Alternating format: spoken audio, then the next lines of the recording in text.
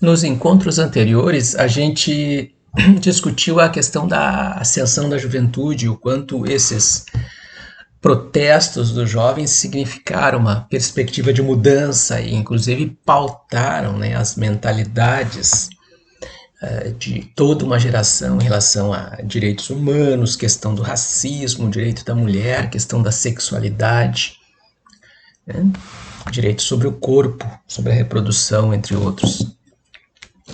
Embora o mundo tivesse assistindo essa onda de rejuvenescimento do debate político, a verdade é que no final dos anos 70, início dos anos 80, se assiste o que a gente pode chamar de uma renovação conservadora, que vai ser representada principalmente pela Margaret Thatcher, na Inglaterra, e pelo Ronald Reagan, nos Estados Unidos, pela ascensão desses dois como líderes mundiais e protagonistas dessa liderança conservadora. A Thatcher, né, ingressa oficialmente na política em 1961, embora ela já tivesse uma trajetória anterior de militância, mas em 61 ela é eleita deputada pelo Partido Conservador, já com uma pauta muito reacionária. Ela se colocava contra as políticas sociais, que ela chamava de políticas socialistas, e tinha toda uma pauta de redução do papel do Estado, da importância do Estado. E também se colocava contra os direitos feministas. Ela dizia que o feminismo era um monstro, se colocava contra as políticas de divórcio dos casais.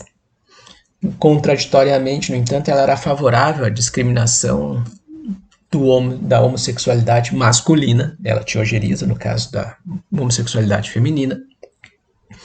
E também defendia o direito do aborto até a 28ª semana, o que é o dobro do que a legislação brasileira, por exemplo, permite hoje, e ela defendia para todos os casos, independente de se fosse por questão de violência sexual ou por questão de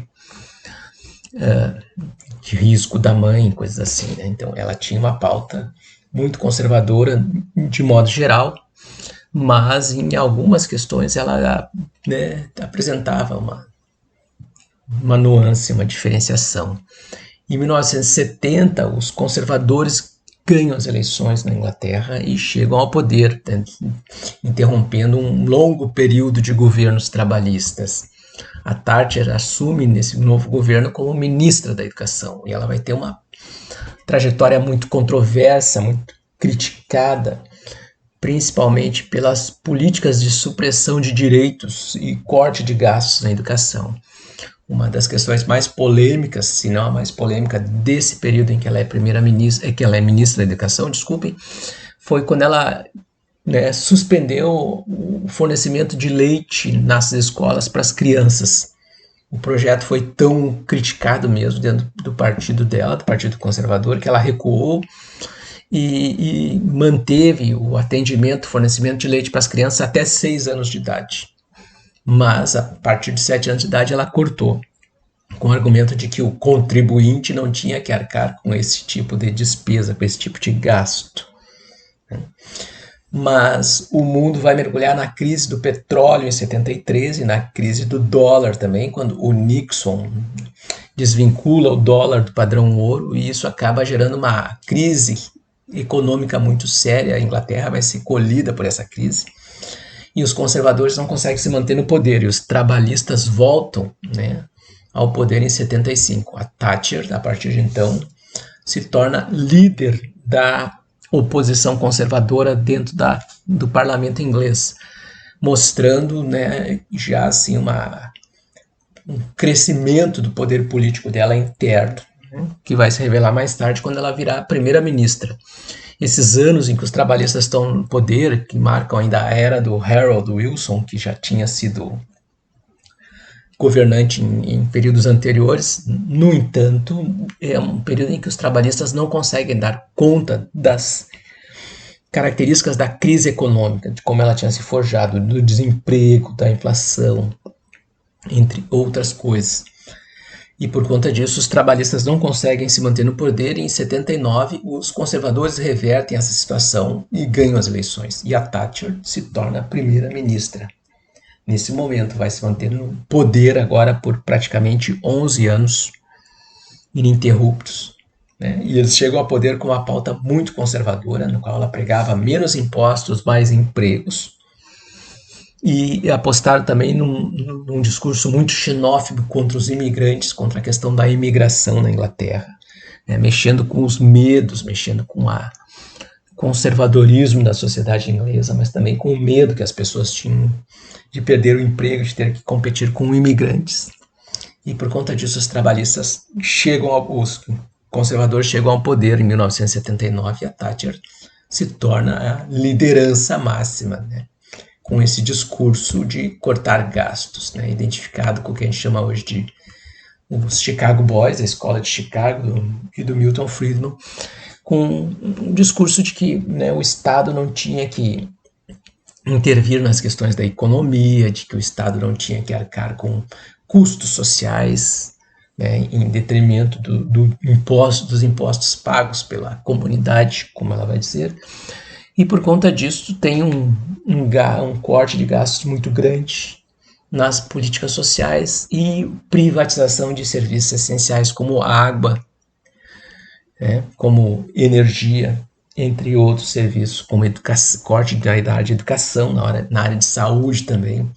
Aliás, na área da educação, os cortes vão ser tão graves, tão drásticos, que há uma avalanche de escolas fechadas na Inglaterra nesse período de retomada dos conservadores ao poder.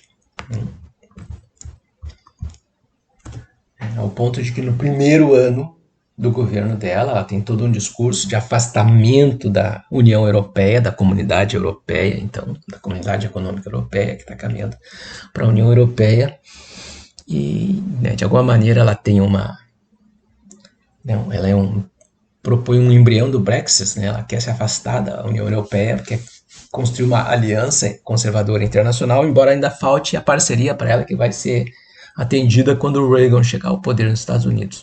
Mas no primeiro ano de mandato dela, por conta dessas políticas de cortes sociais drásticos que aumentaram o desemprego e não resolveram a crise econômica, ela vê a popularidade desabando, né, ao ponto de que um ano depois da eleição dos conservadores, ela tem o mais baixo nível de aprovação de um primeiro-ministro desde o fim da Primeira Guerra Mundial, né, pelo menos. Né?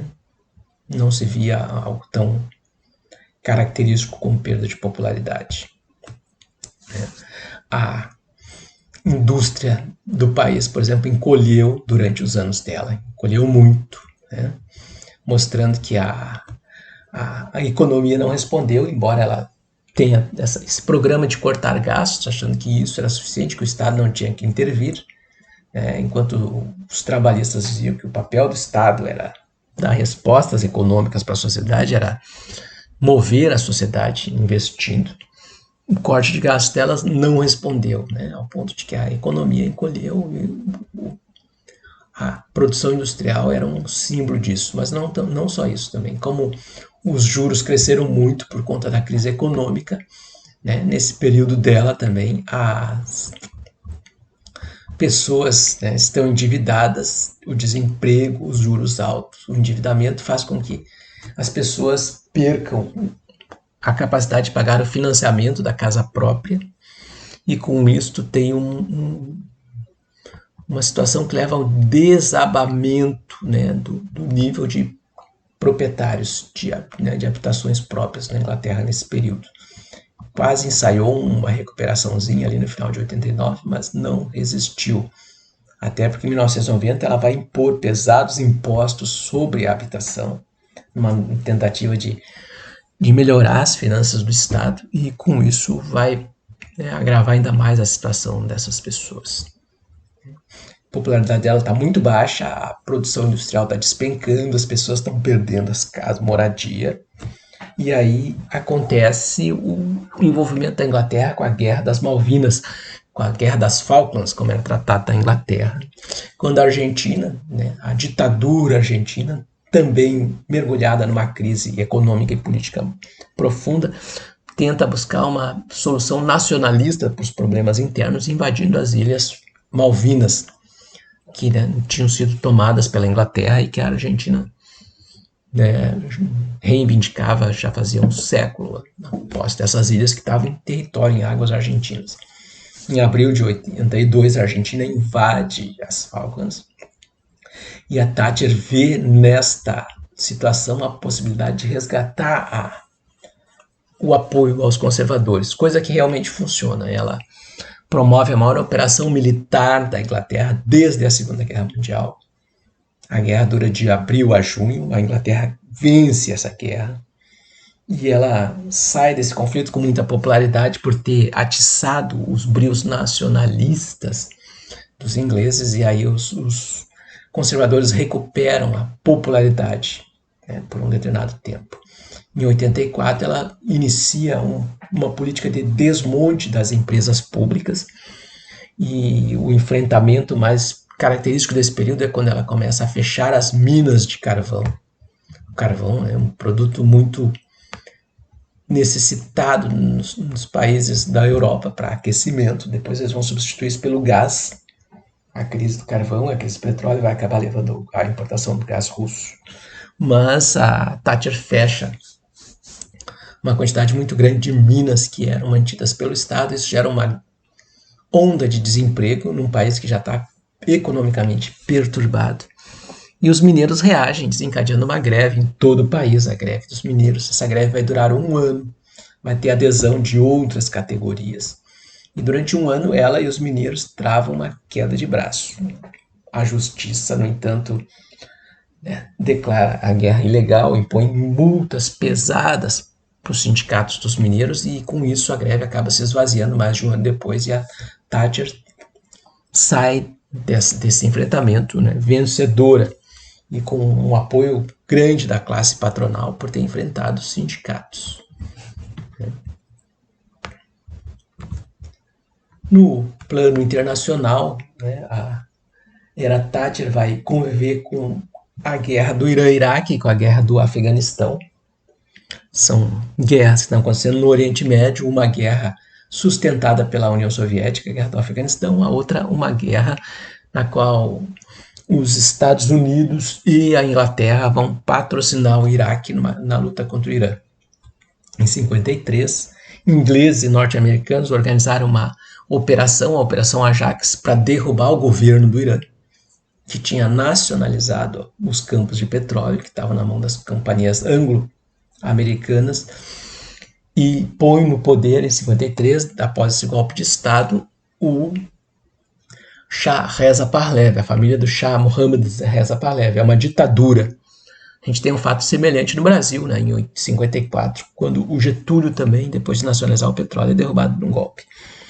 O Irã passa a viver sob essa ditadura, que é uma ditadura violenta, que a gente já discutiu um pouco dela quando tratou lá da questão da Alemanha, porque o Shah visitou a Alemanha, visitou Berlim, tem aquela repressão violenta em 67, em 2 de junho de 67, que termina com o assassinato pela polícia de um estudante no meio da repressão. E essa ditadura se estende até 79, mas a partir de fevereiro de 78 explode no Irã uma revolução islâmica.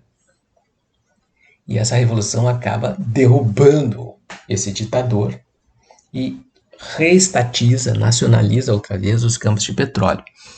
E aí a Thatcher e os Estados Unidos vão passar a financiar o Saddam Hussein, o ditador do Iraque. Nesse momento é um aliado, nos anos 90 vai se tornar um inimigo, mas nesse momento é um aliado.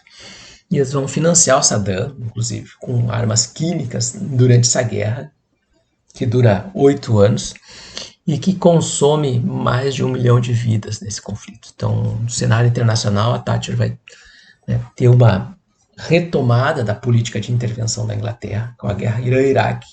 Ela também vai comandar uma política de boicote aos Jogos Olímpicos de Moscou, de 1980, por conta do que ela acusa de ser uma invasão da União Soviética ao Afeganistão. É exatamente o contrário. O Afeganistão tem um governo laico, em que as mulheres têm ampla participação na política, na vida social, e esse governo sofre uma rebelião islâmica fundamentalista, e na qual inclusive o Bin Laden vai ter participação, e os Estados Unidos e a Inglaterra vão se envolver nesse processo ao lado desses grupos fundamentalistas. E a União Soviética acaba, a pedido do governo do Afeganistão, que é um governo aliado, acaba intervindo na guerra, não no país, intervindo na guerra. E aí nos próximos 8 anos também vai se arrastar no Oriente Médio, no Afeganistão, essa guerra, na qual os grupos radicais fundamentalistas acabam vencendo. Talibã e Al-Qaeda acabam vencendo esse conflito, e a União Soviética acaba tendo que se retirar. Mas em 1980 ela pede o boicote aos Jogos Olímpicos. Também vai ter uma proximidade muito grande com o Augusto Pinochet. O Pinochet, que a gente já discutiu em outros momentos, a ditadura sanguinária que se instala no Chile em setembro de 1973. E a Thatcher e o Pinochet têm muita coisa em comum, eles são muito vinculados à escola de Chicago. O Pinochet, o Chile, tem uma ditadura privatista, é uma repressão muito violenta e ao mesmo tempo uma retirada dos serviços sociais, dos programas sociais. E eles têm visões, têm ideias em comum, têm uma ideia autoritária, reacionária de um mundo. Embora a Thatcher esteja numa democracia na qual ela está contida, o Pinochet não. O Pinochet está numa ditadura no qual ele se impõe, como o rei dos animais, através da violência e da brutalidade. E os dois têm uma proximidade, vão acabar desenvolvendo inclusive uma amizade. Não por acaso, em 82, quando a Thatcher vai à guerra com a Argentina, o Chile apoia a Inglaterra. Apoia, é uma ditadura também. Já cooperaram junto as ditaduras da Argentina e do Chile, mas o Pinochet acaba apoiando a Inglaterra. Um outro escândalo que vai marcar os anos da Thatcher vai ser o apoio dela e dos Estados Unidos também ao Khmer Vermelho, do Pol Pot. O Khmer Vermelho é uma estrutura política, uma seita política selvagem que vai se instalar no Camboja, com apoio dos Estados Unidos, com apoio do Nixon durante a Guerra do Vietnã. Eles vão usar o Khmer Vermelho para lutar contra os vietnamitas. Tem toda uma despolitização desse debate que diz que o Khmer Vermelho é comunista, porque era vermelho, mas na verdade é uma organização genocida que vai matar 2 milhões de pessoas no Camboja entre 74 e 79 e que foi sustentada pelos Estados Unidos como forma de combater os vietnamitas, combater o comunismo vietnamita. E em 79 o Vietnã intervém no Camboja, os vietnamitas, o Vietnã, o país comunista, intervém no Camboja e derruba essa ditadura, essa seita, esse troço genocida que tinha se apoderado do poder, liderado pelo Pol Pot. E o Pol Pot foge para a Tailândia, que é um país que vai viver inúmeras ditaduras, também sustentada pelos Estados Unidos e pela Inglaterra. E aí, a partir das fronteiras da Tailândia, a Margaret Thatcher, o Estado, os serviços secretos e os serviços militares ingleses vão prestar assistência ao Pol Pot, ao Khmer Vermelho, para eles continuarem travando uma guerra de guerrilha contra os vietnamitas e contra o governo do Camboja. Essa foto é uma foto de 1982 do Pol Pot e da Margaret Thatcher tomando chá, trocando conversas amigáveis no meio de uma reunião. E ele já tinha, nessa época, sido responsável pelo genocídio de 2 milhões de pessoas. Mas está aqui, com a Dama de Ferro. Não tem nada de comunista nisso aqui, ao contrário. Em meio às políticas de cortes de gastos, a economia inglesa está desabando no final dos anos 80, 1989, e aí a Thatcher impõe impostos, que eu já tinha comentado, impostos sobre a habitação. Ela aumenta os impostos que as pessoas tinham que pagar, sobre as moradias, sobre as taxas de habitação. As pessoas estão endividadas, estão desempregadas, a inflação está disparando, os juros estão altos, elas estão tendo muita dificuldade de manter o pagamento das hipotecas, do financiamento das casas, e aí o imposto aumenta muito. Isso provoca uma grande manifestação. Centenas de milhares de pessoas vão para as ruas em Londres protestar contra essas taxas, e a Thatcher reprime brutalmente essas manifestações. A violência é tão grande durante essas manifestações que em 1990, novembro de 1990, o Partido Conservador, o partido dela, aprova uma moção de desaprovação contra ela. E com isso ela cai, ela deixa de ser primeira-ministra, vai ser substituída por esqueci o nome agora, o John, mas é um outro ministro conservador que vai substituir ela e que vai ficar nos próximos 6 anos no poder, que os conservadores ainda se mantêm no poder, mas ela é afastada, e afastada mesmo, daí ela perde espaço político no governo, no parlamento, acaba, entre aspas, né, se aposentando, e a carreira dela com isso perde espaço. No outro lado do Atlântico, no mesmo período que a Thatcher está ascendendo na Inglaterra, estão acontecendo fatos importantes. Em 76, o Jimmy Carter ganha as eleições com uma agenda de direitos humanos. Né? O Carter disputa as eleições com o Ronald Reagan. O Reagan era o governador da Califórnia e disputa as eleições com o Carter, e o Carter ganha com uma diferença expressiva, mas nada extraordinária, de 289 delegados contra 240 do Ronald Reagan.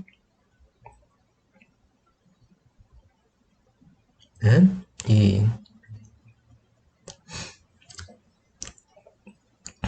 uma diferença expressiva, mas nada substancial.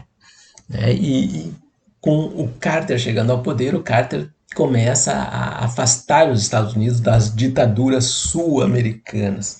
Ele começa a retirar apoio e pressionar essas ditaduras. Não é por acaso que o Brasil vai aprovar uma anistia política, entre aspas, em 79. Não é por acaso que as ditaduras da Argentina e do Uruguai estão em crise nesse período e não vão resistir. Não vai ser o caso da ditadura do Chile, né? Até pela proximidade do Chile com a Margaret Thatcher, com a Inglaterra da Thatcher, o Chile acaba caminhando um processo diferente desse processo das ditaduras do Cone Sul, que vão sofrer muita pressão do Carter. Né? O Pinochet vai ter o seu poder esvaziado na mesma medida em que a Margaret Thatcher está tendo na Inglaterra. Os dois vão ser afastados do poder no mesmo ano, 1990, inclusive. Né? E o Carter tem um resultado efetivo sobre isso. Ele não consegue ter um resultado tão efetivo no caso do apartheid. Também não consegue ter um caso tão efetivo no caso das ditaduras centro-americanas, ditadura em El Salvador, na Guatemala, na Nicarágua. A Nicarágua, aliás, se torna um problema para o Carter, porque em 79, uma revolução de esquerda derruba a ditadura da família Somoza na Nicarágua, que está no poder há mais de 40 anos e que é responsável pela morte de dezenas de milhares de pessoas, e uma revolução que adota o nome de um antigo herói nacional que lutou contra uma invasão dos Estados Unidos, o Sandino. A Revolução Sandinista acaba derrubando essa ditadura. E a Nicarágua se torna o segundo país latino-americano a passar por uma revolução socialista. O outro foi Cuba. E o Chile, que passou por um processo democrático de eleição de socialistas, não sobreviveu. E agora os Estados Unidos têm um segundo país de orientação socialista, que eles vão chamar de um segundo país soviético no continente, com o qual eles vão ter que lidar. E a Nicarágua vai acabar se tornando no futuro um problema muito sério para o Ronald Reagan, que eu vou voltar a falar.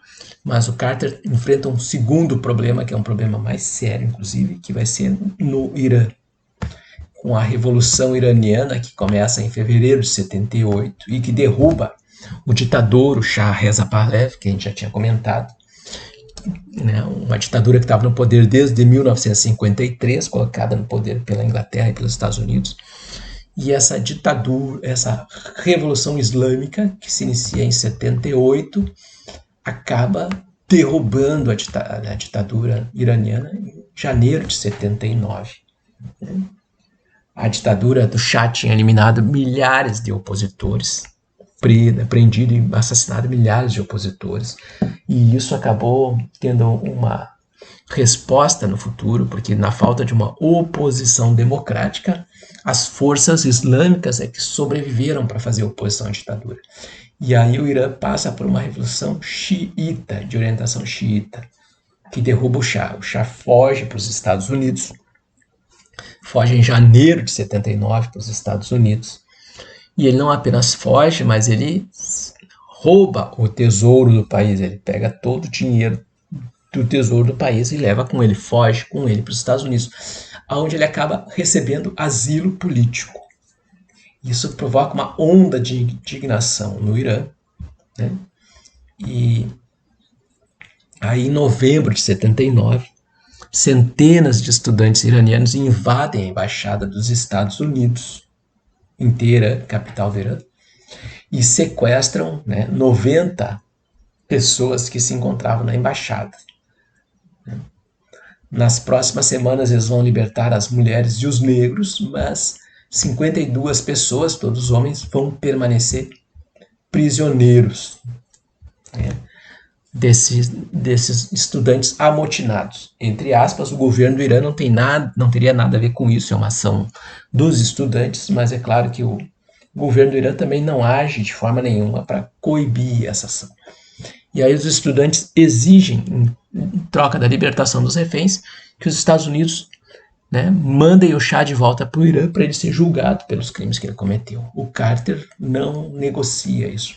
E aí a crise dos reféns se estende de maneira indefinida. O tempo se estende de maneira indefinida. Isso vai levar a um desgaste muito grande do Carter. Ele vai ser responsabilizado por essa situação. Para piorar os fatos, em abril de 1980, é um ano que tem eleição para presidente da República, o Carter autoriza uma operação de resgate desses reféns. Uma operação que parte de um porta-aviões estacionado no Golfo Pérsico. A ideia era introduzir 8 helicópteros com tropas no território do Irã, né, e preparar uma ação para resgatar esses reféns de forma avassaladora.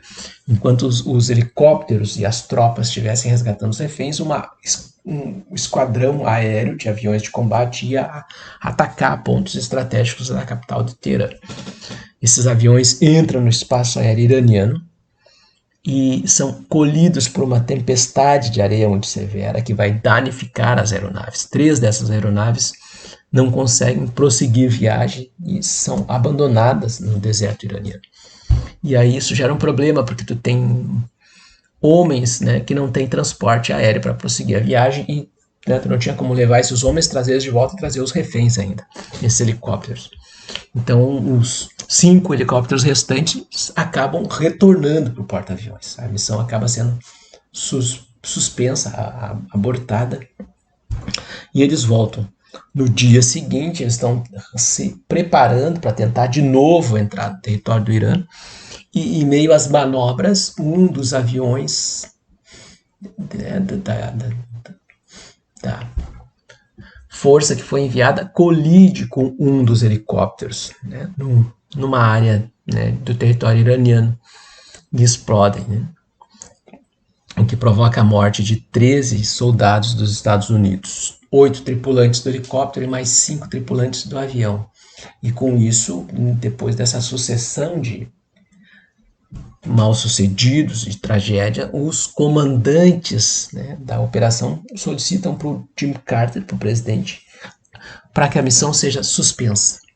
E aí, com isso, o Carter suspende a missão. E isso acaba repercutindo de forma muito severa na administração dele. Em novembro tem eleições e ele vai disputar de novo essas eleições com o Ronald Reagan, né? E o Reagan agora ganha as eleições, ganha de forma avassaladora, né? Mostrando que, né, a questão dos dos reféns iranianos pesou muito, assim, né? O Reagan ganha em quase todo o país, ele só não ganha no Minnesota, na Geórgia, que é o estado natal do Carter, onde ele foi governador, e no distrito de Colômbia, onde está a capital Washington, né? No resto do país todo. Ah, tem o Havaí também, né? Que o Carter acabou ganhando, mas o resto do país todo o Reagan ganha. Ele faz 90% dos delegados, 91% praticamente dos delegados. Faz 489 contra 49. É uma derrota acachapante. Ganha em número de delegados e ganha na quantidade total de votos, fazendo 44 milhões de votos contra 35 milhões e meio de votos do Carter. E com isso o Reagan chega ao poder. É 1991. Em janeiro de 91, os reféns dos Estados Unidos são libertados. Um acordo mediado pela Argélia. O Reagan assume o governo e 4 dias depois da posse dele, os reféns são libertados. Na verdade, ele faz um acordo político se comprometendo a fornecer armas para o Irã, o que estava proibido. Os Estados Unidos tinham levantado um bloqueio internacional contra o Irã. Mas ele faz esse acordo secreto para fornecer armas para o Irã em troca da libertação dos reféns. E vai dizer que foi apenas negociações políticas e capitalizar isso. O Reagan era um ator dos Estados Unidos, um ator de Hollywood, da Califórnia, que se consagrou nos anos 50 fazendo filmes principalmente de Far West, como Cowboy. Ele era um galã muito conservador. E no início dos anos 60 ele se torna garoto propaganda da General Electric, né? Fazendo um discurso muito reacionário de acordo com os interesses da empresa. Ele vira garoto propaganda, fazendo comerciais de televisão para a empresa, né? E pregando contra o comunismo, pregando contra os sindicatos, pregando contra direitos sociais. E aí ele vai assumir uma agenda cada vez mais conservadora, né? Vai dizer que o governo que está no poder é 62, ele se filia ao Partido Republicano, que o governo que está no poder, que é o do Kennedy, é um governo de marxistas, portanto de comunistas, que políticas sociais, políticas econômicas do Estado é uma maneira de impor uma servidão contra as pessoas, de estatizar a vida das pessoas. Quem controla a economia, diz ele, controla as pessoas. E aí, em 66, ele se lança candidato a governador da Califórnia e ganha as eleições. Com uma plataforma muito conservadora, na qual ele não é a favor de nada, ele é contra tudo. Ele é contra os direitos civis, ele diz que os brancos têm direito de não querer empregar um negro ou de não ter um inquilino negro. Ele é contra as políticas sociais, que ele diz que são socialistas, que o Estado não tem que arcar com isso. Ele é contra impostos, contra a tributação, embora como governador ele vai impor a maior carga tributária da história dos Estados Unidos que um governador já impôs, né? Ele era contra políticas sociais para deficientes, suspendeu na Califórnia essas políticas de atendimento a deficientes, e também era contra políticas sociais para financiar atendimento médico para aposentados com mais de 65 anos que tivessem renda insuficiente. Também era contra os estudantes, que ele vai acusar de serem agentes soviéticos nos Estados Unidos. Falando em estudantes, nós estamos vivendo a guerra do Vietnã, anos 60, e em 68, 69 são os grandes protestos estudantis.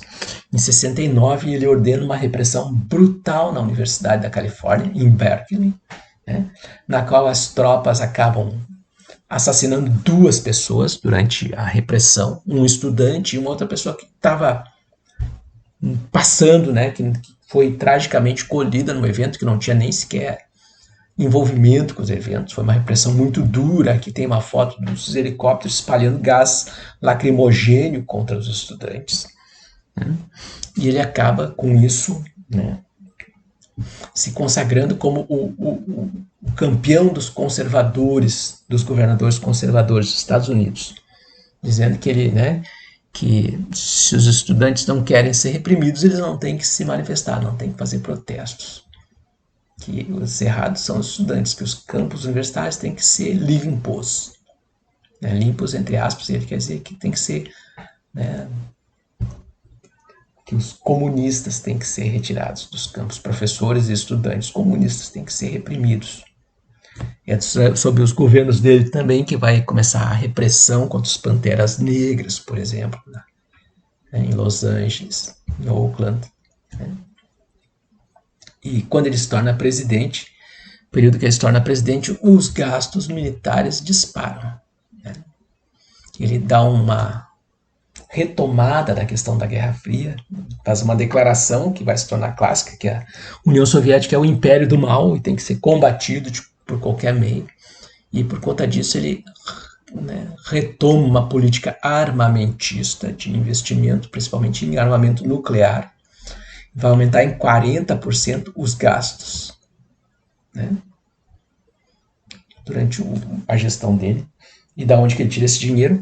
Ele endivida o Estado, ele pega dinheiro dos bancos para financiar a indústria bélica, ou seja, o Estado, né, pede dinheiro emprestado para comprar armas para financiar a indústria bélica. Né. Isso faz também com que a dívida dos Estados Unidos dispare de uma maneira assustadora durante os anos 90, o que depois vai provocar uma crise muito séria, uma crise econômica muito severa no final dos anos 80 e depois em 2008 de novo, por conta deste endividamento.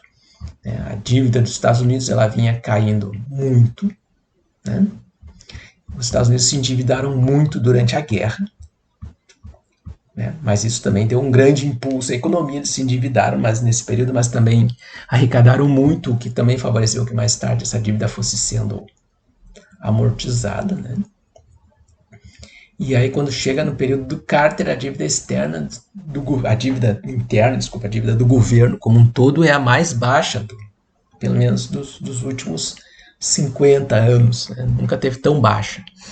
E aí com ele a dívida dispara de novo, porque ele pega muito dinheiro dos bancos para financiar o armamento. A dívida que aqui em 1980 era de perto de 900 bilhões de dólares, vai chegar a 3 trilhões de dólares, né, em 10 anos. Ele triplica a dívida do Estado em 10 anos. Né, e depois disso a dívida acaba se descontrolando. Né. Ela tem uma queda durante o governo do Clinton, aí com o Bush dispara de novo. O Obama não consegue controlar, porque ele pega a crise, né, de 2008, quando os bancos quebram nos Estados Unidos, e aí depois com o Trump ela consegue crescendo, né, mas o Reagan ele dá início a isso aqui, né. Também né, no plano externo, nas políticas externas, ele se aproxima da Thatcher, né, e os dois vão estabelecer políticas de sustentação, de financiamento de ditaduras, né, pelo mundo afora. Ele vai financiar o Mobutu no Zaire, que é uma das ditaduras mais sanguinárias da África, o Zaire, futuro Congo. O Mobutu fica no poder entre 1961 e 1993, portanto ele não tem relação só com o Reagan, mas durante os anos do Reagan a ditadura dele vai ser muito beneficiada pelos Estados Unidos. O Reagan vai financiar o apartheid também durante todos os anos de governo dele. Ele sustenta a ditadura do apartheid. Né? Ele, junto com a Thatcher, vai financiar o Khmer Vermelho na Tailândia, que alguns vão dizer comunista, assim, o Ronald Reagan e a Margaret Thatcher estavam financiando uma guerrilha, né, uma seita comunista. Né? Vai financiar traficantes colombianos, entre estes o cartel de Medellín, da onde vai se consagrar o Pablo Escobar. Sim, né? Vejam só, os Estados Unidos eles vão ter um programa de combate às drogas que vai ser implementado na Colômbia, inclusive com tropas deles, mas ao mesmo tempo eles estão financiando traficantes colombianos, né, para comprar armas para rebeldes, para as milícias nicaragüenses. Eu vou explicar isso daqui a pouco, porque isso aqui vai se tornar um grande escândalo mais tarde, que vai afetar profundamente a administração do Ronald Reagan, no tempo que ele está no poder e depois também. Mas o fato é que ele vai, a CIA vai estabelecer, relações com traficantes colombianos, e o dinheiro adquirido pela venda de cocaína nos Estados Unidos vai ser desviado para financiar milícias, grupos, de criminosos na Nicarágua, que vão ser financiados para lutar contra o governo nicaragüense, contra aquela revolução sandinista lá que aconteceu na Nicarágua. Também vão financiar o Saddam Hussein, Depois o Bush, o presidente que sucede o Reagan, vai acabar entrando em conflito com o Saddam, e o filho do Bush, o George W. Bush também. Mas durante o período da guerra Irã-Iraque, o Reagan e a Thatcher estão financiando o Saddam Hussein. O Saddam Hussein vai, inclusive, usar armas químicas nesta guerra contra os curdos, uma minoria étnica no Iraque. Né? Ele também vai acabar financiando o Irã, que está lutando contra o Saddam Hussein, vai vender armas para o Irã, que é o governo dele vai vender armas secretamente para o Irã, que é um inimigo que, inclusive, as leis leis aprovadas nos Estados Unidos proibiam, né, os países que tinham relações com os Estados Unidos de vender armamento e fazer relações econômicas com o Irã, um boicote econômico. E também vai financiar o Bin Laden, né, lá no Afeganistão, para lutar contra a União Soviética. Lá no Rambo 3, um filme famoso dos anos 80, da época da Guerra Fria, né, o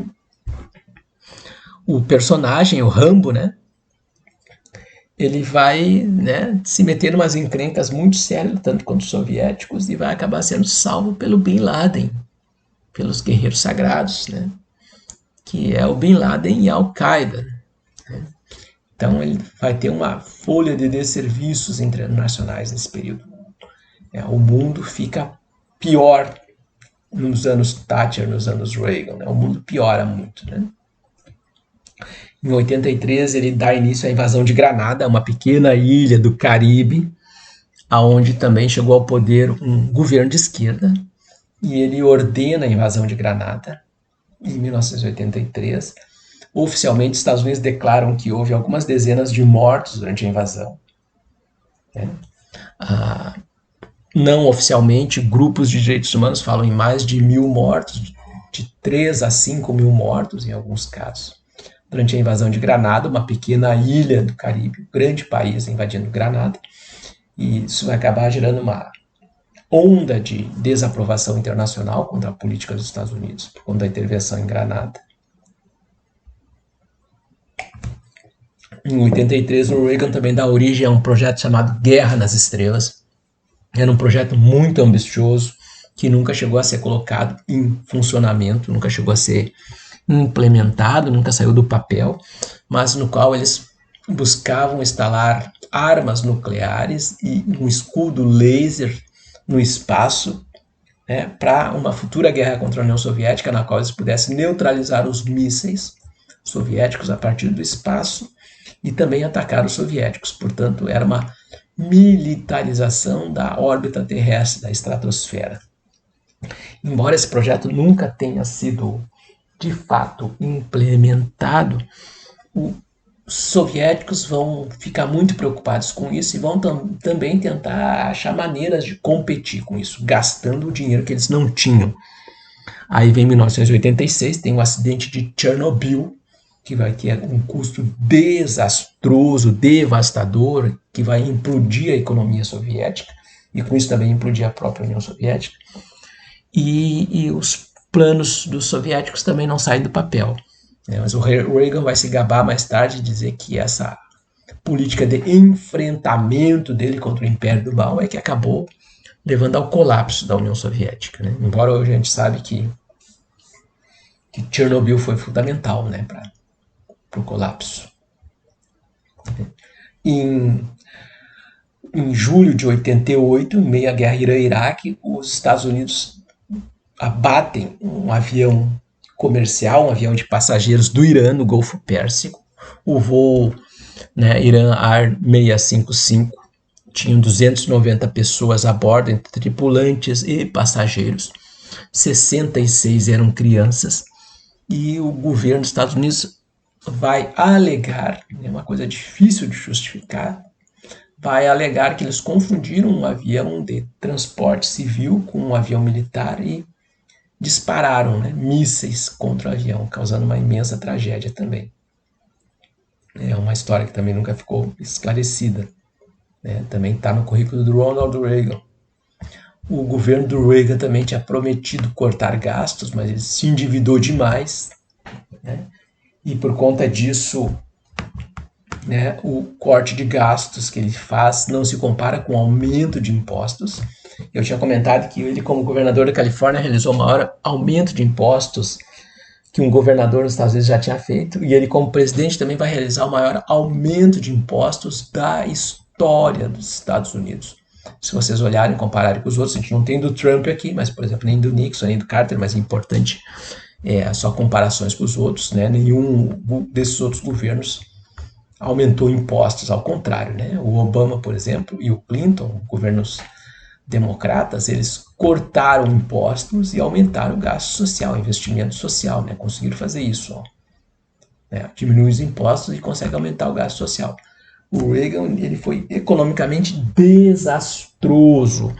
Ele, né, cortou o gasto social severamente, políticas, né, de ajudas para aposentados, de ajudas para crianças, de ajuda para a educação pública, e ao mesmo tempo ele aumentou muito os impostos, embora aqui tenha uma grave injustiça social, porque ele praticamente cortou os impostos dos ricos e aumentou muito a camada de pobres que passaram de assalariados que passaram a pagar impostos. Gente que tinha um salário X e que por conta desse salário ser baixo não pagava impostos e que passou a ser taxado.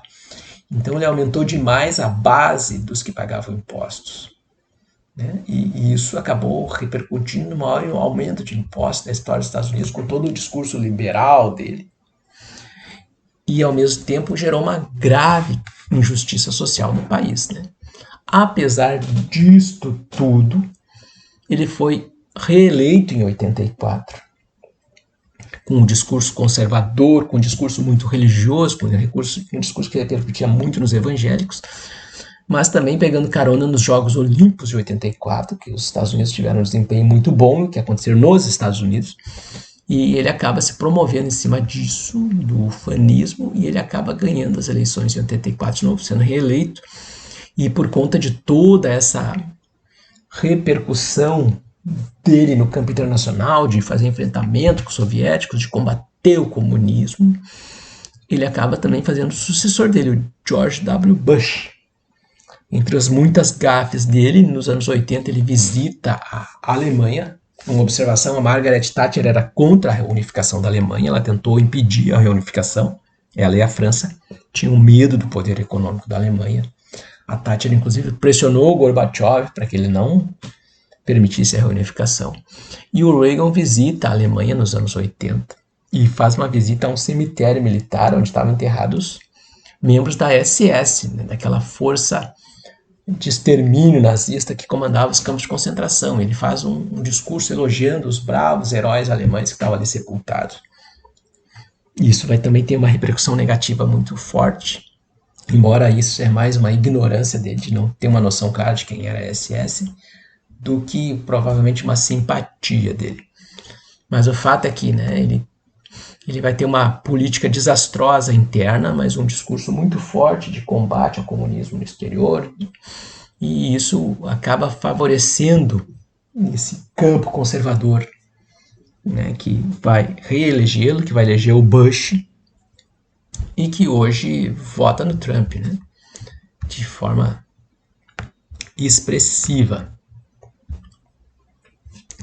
E aí nós chegamos ao grave escândalo da administração dele, para ir concluindo, que eu comentei que é quando ele se envolve no governo dele, se envolve no financiamento do cartel de Medellín na Colômbia, na venda de armas para o Irã e também, né, na venda de armas para os contras da Nicarágua. Em 84, o Congresso proibiu que os Estados Unidos continuassem financiando os contras nicaragüenses por conta das graves denúncias de violação de direitos humanos. Eram gangues de bandidos centro-americanos que tinham sido arregimentados para lutar contra o governo de esquerda da Nicarágua. E aí, com isso, eles ficaram sem ter dinheiro para poder financiar os governos. Aí o Oliver North e outros militares e integrantes da CIA passam a fazer um triângulo, que na verdade era mais do que isso, muito complexo, que num primeiro momento veio a público só o que envolvia o Irã, que era a venda secreta de armamento pesado, tanques, né, helicópteros, armamento pesado, clandestino, vendido clandestinamente para o Irã, coisa que não interessava para esses caras aqui. Eles precisavam de armamento leve, fuzis, granadas, metralhadoras, bazuca. Eles vendiam armamento para o Irã e com o dinheiro do armamento do Irã eles compravam armas leves no mercado negro de traficantes de armas para fornecer para os contras. Eles não vendiam, eles forneciam. Só que isso também não era suficiente. Em 86, isso veio a público, se tornou um grande escândalo quando veio a público, porque os Estados Unidos estavam vendendo armas para um país com quem oficialmente eles mantinham um bloqueio econômico. Né? E aí os caras da CIA tiveram que buscar estratégias diferentes de financiar os contras. E aí eles se voltam para a Colômbia. Eles já tinham algumas operações e eles vão ampliar essas operações, né, na metade dos anos 80, que vai consistir em comprar cocaína dos cartéis da Colômbia. Eles estão instalados pela Colômbia, eles combatiam, entre aspas, né, os cartéis de droga, então eles vão comprar cocaína da Colômbia, vender essa cocaína, né, eles têm uma terceirização, eles vão fazer negócios com traficantes, né, que atuam nos Estados Unidos, e eles vão, então, pilotos dos Estados Unidos vão levar cocaína da Colômbia para os Estados Unidos, para Los Angeles, Nova York, São Francisco, Chicago. Né? O dinheiro da venda destas drogas vai ser usado para comprar armamento de forma ilegal, e esse armamento vai ser mandado para a Nicarágua, para os contras. Então, o mesmo avião que levava cocaína para os Estados Unidos vai levar armas para a Nicarágua. Nos anos 90, esta segunda, né, ação para financiar os contras na Nicarágua acaba sendo revelada, vem a público, por um pequeno jornal da Califórnia, e que acaba, né, o repórter desse jornal acaba, né, recebendo documentos secretos, fornecem a ele documentos secretos que vão expor essa operação. Ele começa a investigar e ele chega né, ao envolvimento dos Estados Unidos com traficantes colombianos para vender armas para os contras. É o segundo capítulo desse escândalo Irã-Contras. Só que nesse momento esse esquema em si já tinha sido desativado quando ele descobre o que aconteceu, não o que estava acontecendo. Esse processo já tinha sido desativado porque o Reagan não está mais no poder, os contras acabaram sendo, né, definitivamente derrotados no final dos anos 80 pelos nicaragüenses, e com isso essa operação deixa de existir. Pablo Escobar vai ser morto, outros cartéis vão assumir o controle, então a situação se torna mais complexa. Mas aí o governo Reagan, a administração Reagan, vai ser acusada de ter provocado uma intoxicação de crack nos Estados Unidos, né? Que é um escândalo também ligado a esse período, a esse processo. Com tudo isso, ainda assim, né, com toda a denúncia, todo o escândalo dos Irã-Contras, tudo mais, o discurso conservador, religioso, né, desses grupos ligados ao Reagan acaba conseguindo fazer o sucessor dele. E aí, em 1988, nas eleições, né, de 1988, assume em 1989 o George Bush, que é o vice dele nas duas administrações, que agora se torna presidente. Os anos Bush são outros anos para a gente olhar mais adiante.